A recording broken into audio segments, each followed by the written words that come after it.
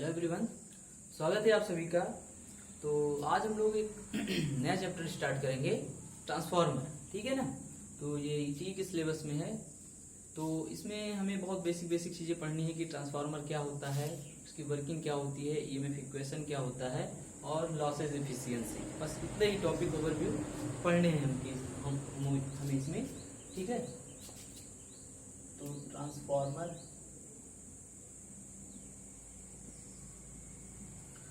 तो सबसे पहले इसकी डिफिनीशन हम पढ़ेंगे या कि ट्रांसफार्मर होता क्या है। ठीक है। तो ट्रांसफार्मर क्या होता है, एक स्टैटिक डिवाइस होती है। क्या होगी? एक स्टैटिक डिवाइस होती है, स्थिर डिवाइस होती है, जो क्या करती है कि एसी इलेक्ट्रिकल पावर को एक सर्किट से दूसरे सर्किट में ट्रांसफर करती है। ठीक है, बिना किसी इलेक्ट्रिकल कनेक्शन के। मतलब जो भी वाइंडिंग रहेगी इसकी प्राइमरी और सेकेंडरी, उसमें कोई भी इलेक्ट्रिकली ये कनेक्शन नहीं होगा। ठीक है, कि डायरेक्टली कनेक्टेड नहीं होंगे ये। ठीक है। तो डिफिनीशन इसकी एक बार हम कंबाइंड देखेंगे कि ट्रांसफार्मर एक स्टैटिक डिवाइस होती है जो एसी इलेक्ट्रिकल एनर्जी को एक सर्किट से दूसरे सर्किट में ट्रांसफर करती है बिना किसी इलेक्ट्रिकल कनेक्शन के, और जो भी इनपुट और आउटपुट की फ्रीक्वेंसी होगी वो हमारी कांस्टेंट होगी। ठीक है। या इसको हम दूसरी तरीके से भी डिफाइन कर सकते हैं कि ट्रांसफार्मर एक स्टैटिक डिवाइस है जो हाई वोल्टेज की लो करंट को लो वोल्टेज की हाई करंट में कन्वर्ट करता है, या लो वोल्टेज की हाई करंट को हाई वोल्टेज की लो करंट में कन्वर्ट करता है। ठीक है। और जिसमें इनपुट और आउटपुट की फ्रीक्वेंसी सेम हो। ठीक है।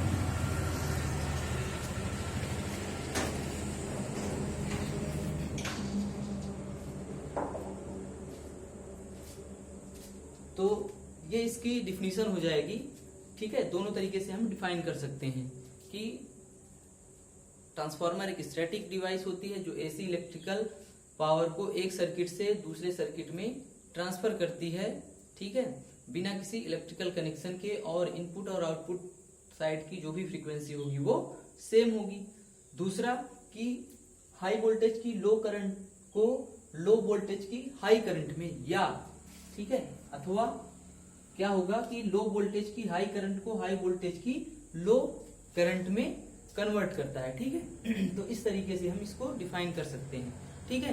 तो बेसिकली जो हमारा काम होता है ट्रांसफार्मर का वो ये होता है कि जो भी वोल्टेज लेवल है उस वोल्टेज लेवल को हमें जैसी जरूरत हो, अगर हमें जरूरत है वोल्टेज को बढ़ाने की तो वो बढ़ा भी सकता है वोल्टेज लेवल को, और अगर जरूरत है घटाने की तो वो घटा भी सकता है। तो बेसिकली जो भी हमारा एप्लीकेशन है ट्रांसफार्मर का, वो वोल्टेज को अप और डाउन करने का है। ठीक है। ये किसी भी तरीके से पावर को एम्पलीफाई नहीं करे। ठीक है, पावर को नहीं बढ़ाएगा। ठीक है, क्योंकि पावर हम क्रिएट तो कर नहीं सकते या बढ़ा नहीं सकते, क्योंकि एक फॉर्म से दूसरे फॉर्म में हम पावर को सिर्फ कन्वर्ट कर सकते हैं। ठीक है। तो इसमें देखो ये कैसे हो रहा है कि हाई वोल्टेज की लो करंट को लो वोल्टेज की हाई करंट में, देखो जो भी पावर होती है वो V इंटू आई होती है। ठीक है। तो अगर हाई वोल्टेज है तो उसके साथ लो करंट होगी। अब क्योंकि उसी पावर को हमें कन्वर्ट करना है दूसरे कैरेक्टरिस्टिक में लो वोल्टेज के साथ, तो अगर पावर को मेंटेन करने के लिए लो वोल्टेज हो रहा है तो करंट उसकी तो बढ़ेगी ही, तभी तो दोनों बराबर होंगे। ठीक है।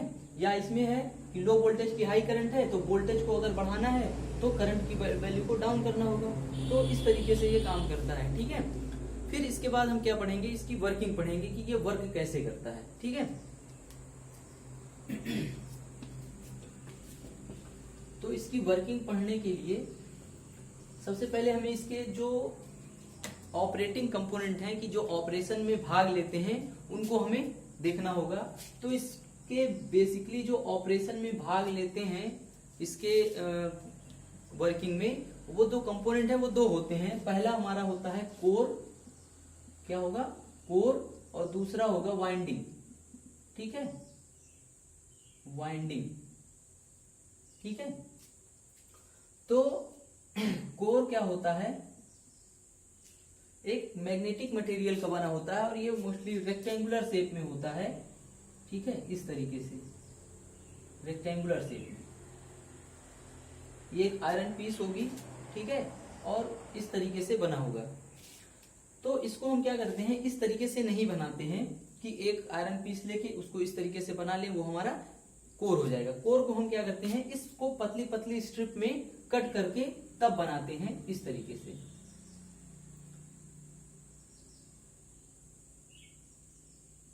ठीक है, इस तरीके से इसको बनाएंगे हम।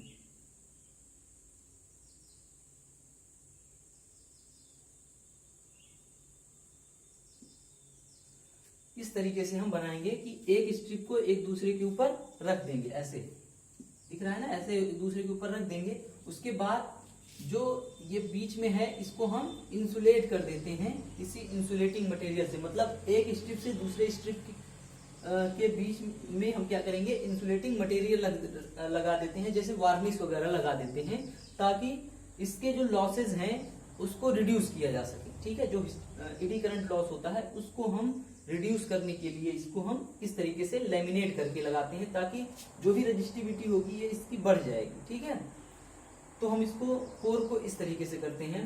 दूसरा है वाइंडिंग। तो जो वाइंडिंग होती है कॉपर या एल्यूमिनियम, मोस्टली कॉपर की बनी होती है, और उसको हम इनपुट और आउटपुट साइड, दो साइड पे हम देंगे, और ये इस तरीके से होगा, इसी पे हम इसको प्लेस कर देते हैं ऐसे। ठीक है, और ऐसे सेकेंडरी वाइंडिंग हमारी हो जाएगी। तो जो वाइंडिंग होगी वो हमारी दो प्रकार की होगी, एक होगी प्राइमरी वाइंडिंग, एक होगी प्राइमरी वाइंडिंग, और दूसरी होगी सेकेंडरी वाइंडिंग। ठीक है, प्राइमरी वाइंडिंग और सेकेंडरी वाइंडिंग। प्राइमरी वाइंडिंग क्या होगी, जिधर हम इनपुट देंगे वो हमारी प्राइमरी वाइंडिंग होगी, और जहां से हम आउटपुट लेंगे वो हमारी सेकेंडरी वाइंडिंग होगी, और ये किसी कंडक्टर की बनी होगी लाइक कॉपर। ठीक है, तो ये इसके बेसिक जो वर्किंग कंपोनेंट है उसके बारे में हो गया। हम अब इसकी देखेंगे वर्किंग, ये वर्क कैसे करता है। ठीक है,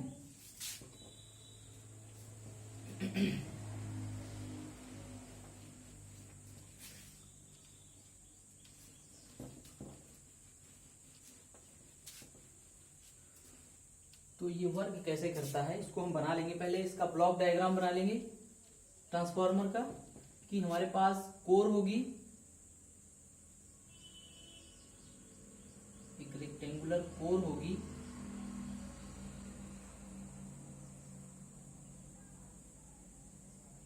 इस तरीके से। ठीक है, अब इसके ये लेग्स हैं, इस पे हम क्या करते हैं, एक साइड पे प्राइमरी वाइंडिंग और एक साइड पे सेकेंडरी वाइंडिंग को प्लेस कर देंगे। तो यहाँ पे अगर ये प्राइमरी वाइंडिंग मान ले इधर, तो इस तरीके से हम प्राइमरी वाइंडिंग लगा देंगे।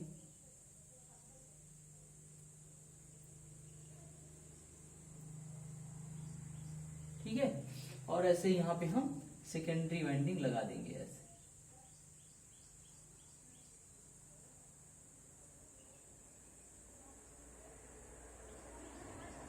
ठीक है, तो ये प्राइमरी वाइंडिंग हो जाएगी, ये सेकेंडरी वाइंडिंग हो जाएगी।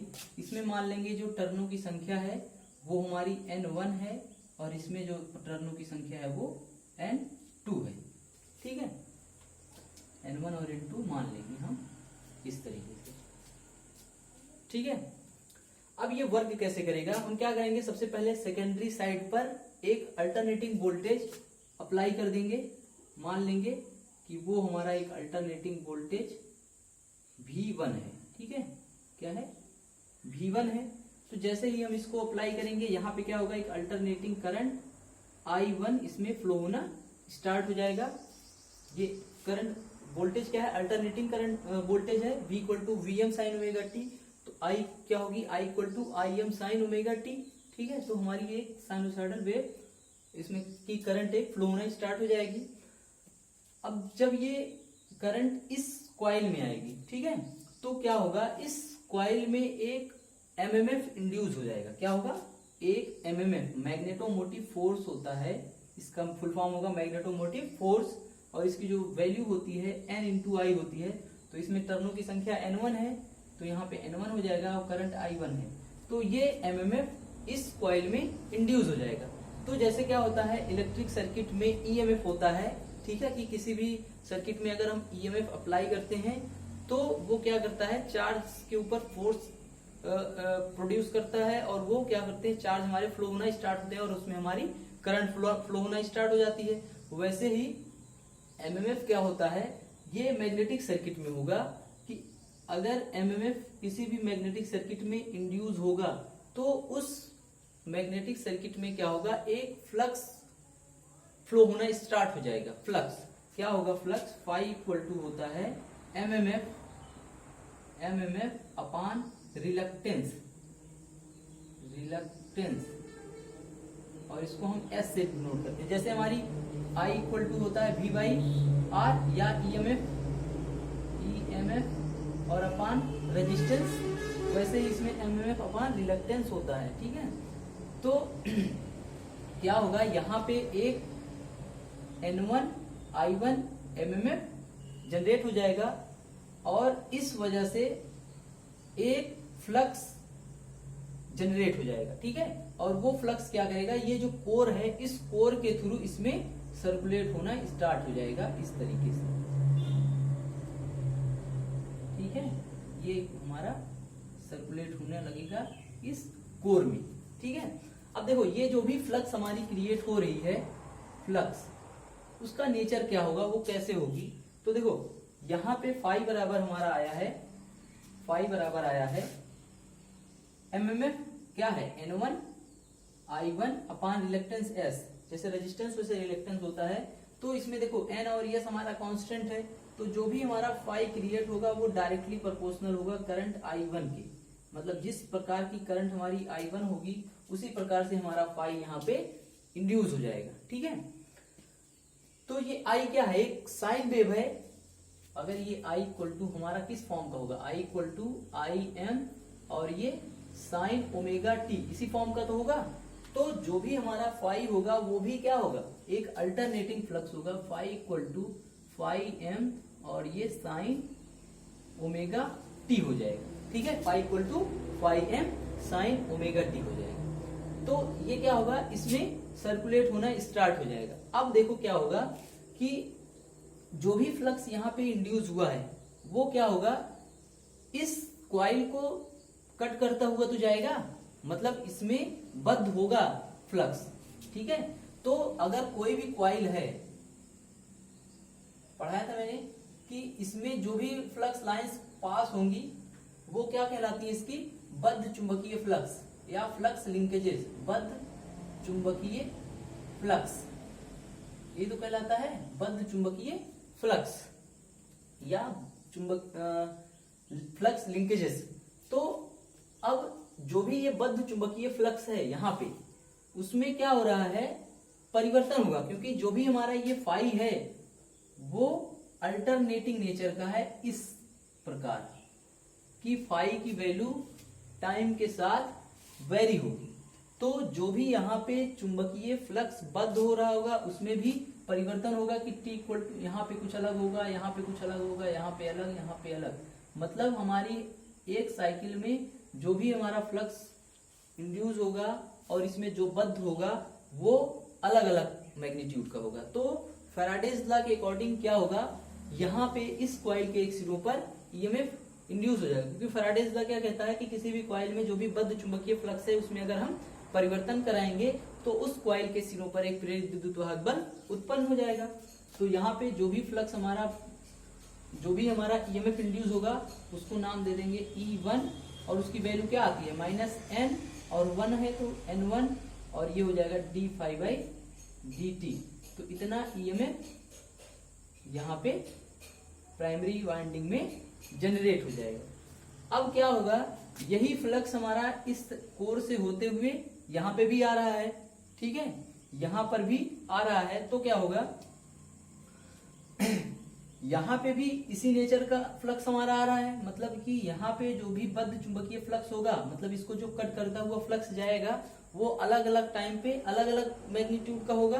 तो यहाँ पे भी फैराडेज लॉ इंप्लीमेंट होगा और यहाँ पे भी एक प्रेरित विद्युत वाहक बल उत्पन्न हो जाएगा, जिसको क्या क्या कहेंगे, हम नाम दे देंगे E2।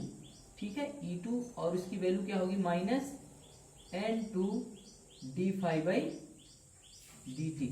तो इसको हम क्या कहते हैं, इसको कहेंगे प्राइमरी इंड्यूस्ड ईएमएफ और इसको कहेंगे सेकेंडरी इंड्यूस्ड ईएमएफ। अब क्या होगा, अगर हम लोड इस पे लगा देंगे, इस पे मान लीजिए कोई लोड लगा दिए हैं,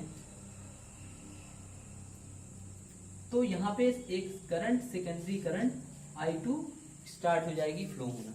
तो इस तरीके से हम देख रहे हैं, यहाँ से जो हमने वोल्टेज दिया इसको हम ट्रांसफर कर दिए, यहाँ पे हमें सेकेंडरी साइड पे भी वोल्टेज मिल गया। तो इस प्रकार से हमारी ये ट्रांसफार्मर वर्क करती है। ठीक है, कि अन्योन प्रेरण पे ये वर्क करेगी हमारी।